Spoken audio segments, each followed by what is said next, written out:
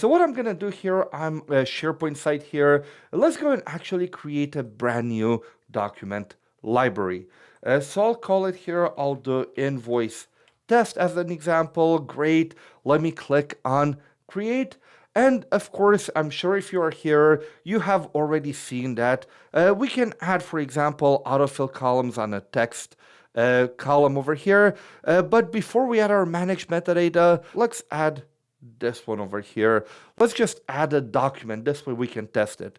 What I want to do is in my SharePoint Online Admin Center, in my term store, I do have a term set over here for clients. So I want to make sure that when I do my reporting for my invoices, all the clients always have the same name. So what I can do here, let's go to Content AI. Let me add a column. I will choose Managed Metadata and then click on Next.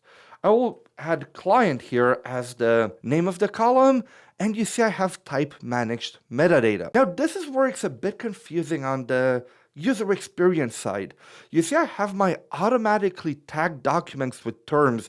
This is the old taxonomy tagging that is automatically enabled.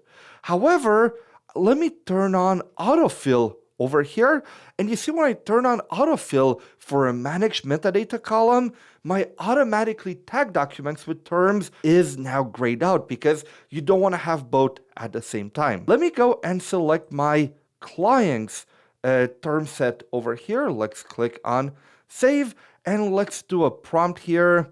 Please extract the full name of the client from the invoice. Let's click on test, and hopefully it should be Fabrikam, which is one of my options in here. Now the beautiful thing is that imagine that you want to make sure everything is the same. Our terms can have synonyms. So for example here, I can add a synonym for Fabrikam. And so I can go to English here, edit, and I can add, for example, Fabrikam Inc.